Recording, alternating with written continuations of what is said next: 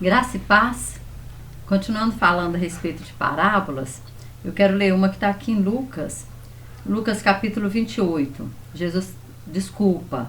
Lucas 14, versículo 28. Fala assim: Pois qual de vós, querendo edificar uma torre, não se assenta primeiro a fazer as contas dos gastos, para ver se tem com que acabar? Para que não aconteça que depois de haver posto os alicerces, e não a podendo acabar, todos os que a virem comecem a escarnecer dele? Dizendo este homem, começou a edificar e não pôde acabar. Ou qual é o rei que, indo à guerra a pelejar contra outro rei, não se assenta primeiro a tomar conselhos, se com 10.000 pode sair ao encontro do que vem contra ele, ou com 20.000? De outra maneira, estando outro ainda longe, manda embaixadores e pede condições de paz. Assim, pois, qualquer de vós que não renuncia a tudo quanto tem, não pode ser meu discípulo. Jesus, ele estava com o versículo 25 começa falando que estava uma grande multidão em volta dele. E aí ele estava falando da pessoa que quer se tornar um discípulo. Aí no versículo 26, antes dele começar a parábola, ele diz, né? Se alguém vier a mim e não aborrecer seu pai, a mãe, filhos, irmãos, irmãs e ainda também a sua própria vida, não pode ser meu discípulo. Qualquer que não levar a sua cruz e não vier após mim, não pode ser meu discípulo. Ele estava dizendo, olha, para ser meu discípulo, as coisas vão ser um pouco diferentes. Para ser meu discípulo, vai ter que haver agora uma mudança radical na sua vida. E talvez essa mudança, ela vai aborrecer algumas pessoas, né? Vai aborrecer às vezes o seu esposo, vai aborrecer às vezes o pai, a mãe. Mas você que escolheu ser meu discípulo, precisa agora, né, ter o quê? Aí ele começa a dar exemplo. Como eu sempre disse, a parábola, Jesus sempre quer dar exemplo. Então ele quer dizer, você quer ser meu discípulo? Então a primeira coisa você precisa de planejamento, você precisa de prudência, você precisa de organização e você precisa de objetivo. Porque é isso que ele está falando aqui. No 28, porque ele começa a falar de alguém que quis edificar uma torre. Mas para ele edificar uma torre, ele se assenta primeiro a fazer as contas dos gastos para ver se tem com que acabar. Então Jesus está falando assim, olha, tem que haver planejamento, tem que haver organização. Porque o reino de Deus, ele é paz, ele é justiça, ele é alegria, mas ele é organização, ele é disciplina. O próprio Jesus fala, né, do reino do inferno, que quando fala com ele assim, você expulsa demônios por Beelzebul, o principal dos demônios. Ele diz, olha, mas se o reino do diabo está dividido contra si mesmo, ele não subsistirá. Então nós vemos assim, as pessoas, então ele está falando, olha, para ser meu discípulo tem um preço para ser pago. E ele está falando que aquele que não renunciar a si mesmo, irmãos, é renunciar a nós mesmos, sim, a nossa carne, quando nós começamos a dizer, olha, agora eu tenho uma meta, que é ler a palavra. Então eu vou ler todos os dias, um capítulo ou dois, um do Velho Testamento, um do Novo, eu não sei. Mas a partir daquele momento, você começa a ter uma rotina diferente. Você começa a ter uma disciplina, você começa a se organizar. Porque ele está dizendo, o reino de Deus é organizado. O reino de Deus é organizado. E tem que ter o quê? Meta. E você precisa ter o quê? Planejamento. Ele está falando, se esse homem ele vai sentar primeiro para edificar uma torre, ele vai sentar primeiro. Primeiro ele fala assim, olha, ele não se assenta primeiro para fazer o quê? As contas dos gastos, para ver quanto que ele vai gastar. Quanto que ele pode gastar. Né? Quanto de tempo eu vou gastar, quanto de dinheiro eu vou gastar, quanto de material eu vou usar nesta obra. Então ele está dizendo, não é de qualquer maneira. É isso que Jesus está dizendo. E nós temos visto as pessoas fazer a obra de Deus de qualquer maneira. E Jesus está dizendo, não é de qualquer maneira. Não é de forma mecânica. Quantas vezes a gente pensa assim, eu sei cantar, só chegar lá eu subo no altar e canto. Mas não é isso, não é cantar, é adorar. Aí o Senhor está dizendo, olha, para você subir no altar e adorar, primeiro você tem que se preparar. Você tem que jejuar, você precisa orar, você precisa estar pedir, às vezes, né, pedir perdão pelos seus pecados, porque você não vai subir lá em pecado de qualquer maneira. E eu digo pecado, irmãos, não é pecado que a gente planeja pecar. Pecado é um acidente na nossa vida e pode acontecer com qualquer um de nós, de cometer uma falha. Então nós vamos subir no altar em pecado? Não, nós vamos confessar, nós vamos nos preparar. Nós vamos, de alguma maneira, a gente não vai chegar ali de qualquer forma e oferecer qualquer coisa para Deus. Então o Senhor Jesus está dizendo, olha, você quer ser discípulo? Você quer, precisa organização, precisa planejamento, precisa ter meta, precisa ter objetivo e precisa ter disciplina. É isso que ele está dizendo na hora que ele faz essa comparação, né? Ele começa a falar do discípulo e leva para essa comparação. Então, porque se você não planejou, não sabe quanto vai gastar, aí começa a torre e não termina, aí o que está falando? Aí esse homem, eles vão começar a escarnecer dele, dizendo, este começou a edificar e não pôde acabar. Então ele fala, essa pessoa ela vai ser envergonhada. Essa pessoa vai ser envergonhada. Por quê, irmãos? Porque o Espírito Santo ele está em nós. E o Espírito Santo, ele é Deus. E Deus, ele é magnífico. Não temos palavra para dizer a grandeza de Deus, como Deus é, né? Então nós sabemos que tudo que nós vamos fazer para o Senhor tem que ser feito com excelência. Não é de qualquer maneira. Porque eu sei fazer, então eu vou fazer. O culto que nós prestamos ao Senhor, ele não começa quando nós chegamos na igreja. O culto ao Senhor começa a partir do momento em que eu levanto a minha cama, em que eu já estou com o meu coração voltado para o Senhor, em que eu ofereço ao Senhor as minhas primeiras palavras do dia, em que eu vou ali e falo, Deus, toma esse dia nas tuas mãos, tudo que eu vou fazer agora eu já coloco diante do Senhor. Deus, o culto desta noite, Deus, os louvores, que seja o teu Espírito Santo a escolher, a palavra, Senhor, que seja, Deus, vinda do trono do Senhor, que seja uma palavra rema, revelada pelo Senhor. Então o culto está começando ali dentro de você, na hora que você levantou, não é na hora que você subiu no altar, ou não é na hora que você chegou na igreja. E infelizmente hoje a gente vê, a igreja hoje está virando tipo um encontro social.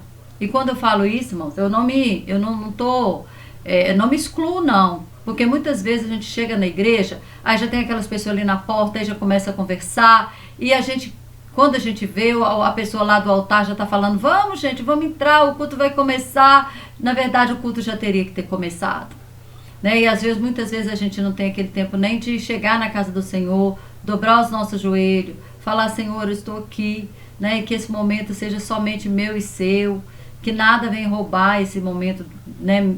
Esse momento nosso, que eu lanço sobre ti agora as minhas preocupações, que às vezes a gente chega tão afobado, tão preocupado com uma coisa e outra. Senhor, mas eu coloco agora diante de ti, e eu quero esquecer tudo, eu quero agora entrar na tua presença, eu quero entronizar o Senhor. Ô irmãos, quantas vezes nós não fazemos isso? Não é verdade? Por quê? Porque na maioria das vezes se tornou um encontro social. Aí a gente abraça um, beija o outro, encontra o outro e tal, e conversa. Não que a gente não tenha que conversar com os irmãos, não que a gente não tenha que abraçar o irmão, não que a gente tenha que beijar o irmão, mas nós temos que entender que a nossa vida tem que ser organizada. Tem um momento de eu abraçar o irmão, tem um momento de eu beijar o irmão, tem um momento de eu fazer isso, mas tem o meu momento. O culto ali agora não é para mim e nem é para o irmão, o culto é para o Senhor. E aí é onde nós temos muitas das vezes falhado, né? Mas que o Senhor, ele está trazendo essa palavra para nos exortar, para nós sermos mais organizados, para nós termos, né, um objetivo, não ir no culto por ir. Eu vou porque hoje é Santa Ceia. Na Santa Ceia então, né, o culto enche, né? As pessoas pensam que é a Santa Ceia que salva, né, gente? Não é vida com Deus, é vida com Deus, né? Claro que nós temos muito prazer em participar da mesa do Senhor, mas não é só, é tudo, é tudo. Porque quando se fala de uma torre, ele está falando do começo ao fim, ele está falando de colocar o alicerce e também de terminar essa torre. Ele está dizendo de nada ficar pela metade. Como que a nossa vida tem sido, né? Como que nós temos feito as coisas? Nós temos deixado as coisas pela metade? Nós temos terminado aquilo que nós começamos? Nós temos feito de maneira relaxada? Como que tem sido? Então, que o Senhor ele possa trabalhar isso em nós. O Senhor vem trazendo essa parábola, falando isso, você quer ser meu discípulo? Renuncie a si mesmo. Dá vontade mesmo de chegar e, né, e conversar. Nossa, eu queria conversar com aquela irmã. Eu gosto tanto de fulano. Mas renuncia a você. Dobre primeiro seu joelho. Fala primeiro com Deus. Preste o seu culto. Depois que terminar o culto, vai lá, abraça, beija, conversa. Né? É tão bom, né? É muito gostoso isso. Só que nós precisamos entender o que é prioridade. Então ele está falando assim, olha, se você quer ser meu discípulo, você vai ter que mudar. Você vai ter que mudar os seus hábitos, você vai ter que mudar o velho homem, vai ter que morrer, você vai ter que mudar muita coisa na sua vida. E vai ter coisas que as pessoas não vão gostar. Né? A sua família não vai gostar, o seu cônjuge pode não gostar, o seu filho pode não gostar, porque a sua vida mudou. Você estava indo numa direção e agora você está indo em outra. E continuando a parábola, ele fala assim, o qual é o rei que indo à guerra pelejar contra outro rei, não se assenta, de novo, né? Não se assenta primeiro a tomar conselho, se com 10.000 pode sair ao encontro do que vem contra ele, ou com 20.000. De outra maneira, estando o outro ainda longe, manda embaixadores e pede condições de paz. Assim, pois, qualquer de vós que não renuncia a tudo quanto tem, não pode ser meu discípulo. Sabe o que Jesus está dizendo? Agora ele continua na mesma situação. Agora ele está falando de duas autoridades, né? De dois reinos. Nós sabemos que, né, tem um reino da luz e um reino das trevas, que está tendo um embate aí entre dois reinos, né? Então ele está falando de duas autoridades. E ele está falando que para haver essa guerra, precisa primeiro ter uma estratégia. Eu preciso ter uma estratégia de guerra. Você não entra na guerra sem uma estratégia. Como que eu vou fazer? Com 10.000 homens, com 20.000? Esse, geralmente, né, tem lá o serviço secreto, né, que vai lá descobrir os pontos fracos do inimigo, onde é que ele vai atacar. Né, o que Satanás ele faz em todo o tempo na nossa vida, procurando os pontos fracos para nos atacar.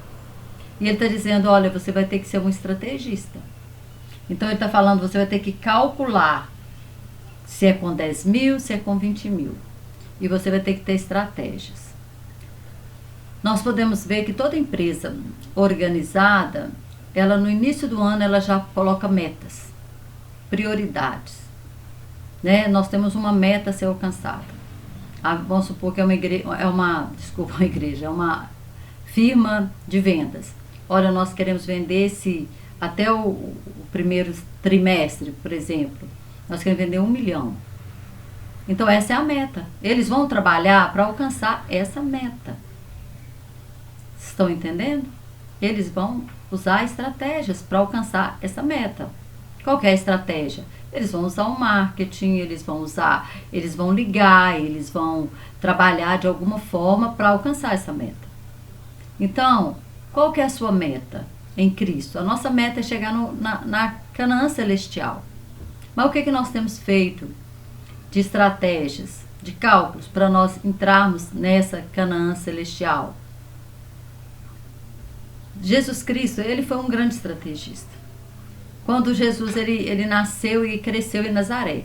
Mas quando ele começou o ministério dele, ele mudou para Cafarnaum. Ele poderia ter mudado para Jerusalém, né? Ele poderia ter mudado lá para Cesareia de Filipe, ele poderia ter morado em tantos outros lugares, né? Jericó, sei lá, outras cidades. Mas ele escolheu Cafarnaum, porque Cafarnaum, lá passava o que? A estrada via mares. Era o que? Onde os viajantes passavam. Pelo mar ali da Galileia, pelo mar. E muitos viajantes paravam ali para dormir e ouviam falar de Jesus. E aí iam falando de Jesus em outras regiões, né? Como Tiro, Sidom e outros lugares onde eles ouviram falar de Jesus. Porque Jesus é um grande estrategista. Ele falou, não, vou morar em Cafarnaum, porque lá vai ser o meu quartel-general. É lá que eu vou. Ele viajava para todos os lugares, mas voltava para Cafarnaum. Então ele saiu de Nazaré e vai para Cafarnaum para quê? Porque ele tinha 3 anos para poder apregoar a palavra, 3 anos para que o seu ministério fosse desenvolvido, para que chegasse, né, esse evangelho a todas as cidades, né, ali da região. Então ele usou essa estratégia.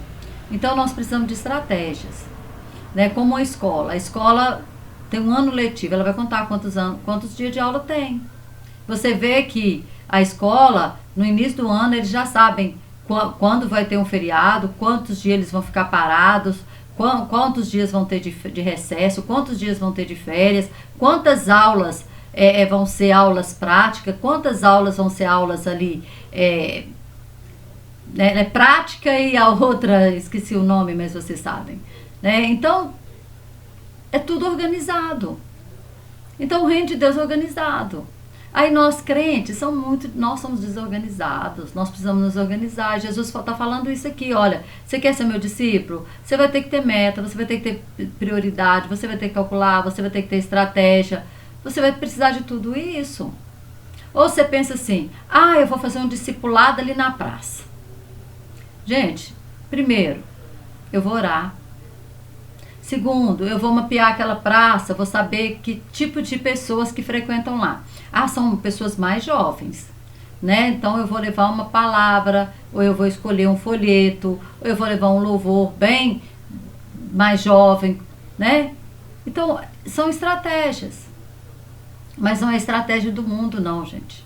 É a estratégia que o Espírito Santo dá. Por isso que tudo primeiro tem que começar com oração. Oração. Hoje eu vejo que tem muita estratégia humana dentro da igreja. Muita estratégia humana. Aí eles pensam assim, olha, a música tal tá no auge por isso. Aí eles copiam coisa do mundo. Não precisam copiar nada do mundo, não. O Espírito Santo, ele é o maior estrategista. Eu acabei de falar para vocês, olha como que Jesus foi estrategista. Ele nos dá as estratégias, não precisamos copiar nada de mundo, não.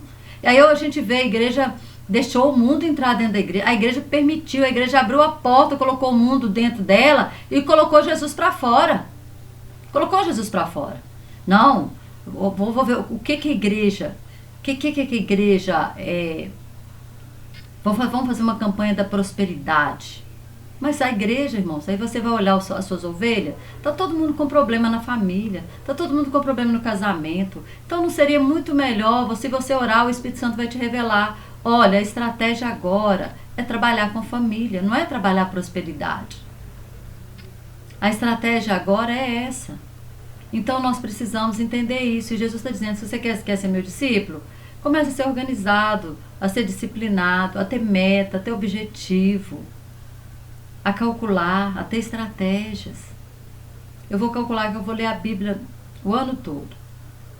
Então eu vou começar em janeiro aqui. Nossa, esse negócio de começar em janeiro, começa hoje. Não sei que dia que você está vendo.